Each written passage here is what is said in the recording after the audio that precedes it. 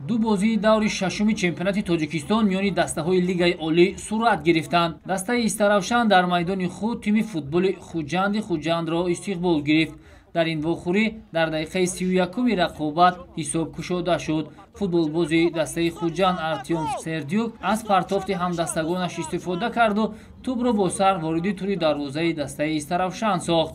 дар дақиқаи 45-уми рақобат бошад, бозам ин футболбози дастаи Хуҷанд тавассути зарбаи сар маротибаи дуюм тӯбро ба дарвозаи соҳибони майдон ворид намуда дублро марбути номи худ кард.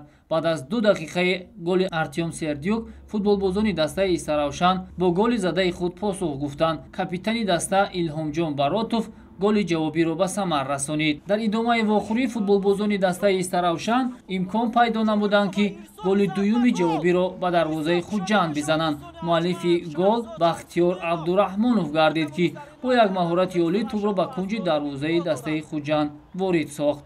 аммо дар дақиқаи 83-уми рақобат Артем Сердюк маротибаи сеюм хати дарвозаи Истаравшанро рахна карду ҳамин тавр хетрикро дар номи худ муҳр зад ва ғалабаи дастаашро бар муқобили Истаравшан таъмин намуд. ёдовар мешавем ки ин чаҳорумин ғалабаи дастаи Хуҷанд дар 6 бозии чемпионати Тоҷикистон маҳсуб мешавад ва баъд аз ғалабаи навбатиаш ҳамакнун дастаи Хуҷанд бо касби 13 имтиёз садрнишини ҷадвали умумии мусобиқот боқӣ монд. дидори дигари даври шашум миёни ду дастаи вилояти Хатлон Равшан ва Хатлон баргузор гардид ки дар ин вохӯрӣ низ меҳмонон ба ғалаба даст ёфтанд. дар дақиқаи 17-уми вохӯрӣ футболбозони дастаи Хатлон ба дарвозаи Равшан голзанӣ намуданд. муаллифи зарбаи нишонрас Нуриддин ҳамро қулуф гардид. дар дақиқаи 79-уми рақобат меҳмонон маротибаи дуюм дарвозабони дастаи Равшанро маҷбур карданд то тӯбро аз дохили тури дарвозааш берун орад. голи дуюми дастаи Хатлонро Тоҳирҷон Тағоизода муаллифӣ кард.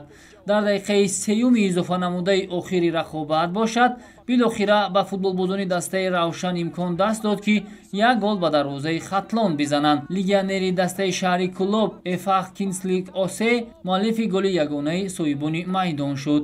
ҳамин тавр дастаи Хатлон дар сафар Равшанро бо ҳисоби 2-1 мағлуб намуд. ин нокомӣ барои дастаи Равшан дар мавсими ҷорӣ сеюмин маҳсуб мешавад. дастаи Хатлон то ба ҳол ягон пирӯзӣ надошт ва ин аввалин ғалаба дар мавсими ҷорӣ маҳсуб мешавад. ҳамакнун ин тими футбол бо 6 имтиёз аз зинаи нӯҳум ба мавқеи болотар баромад.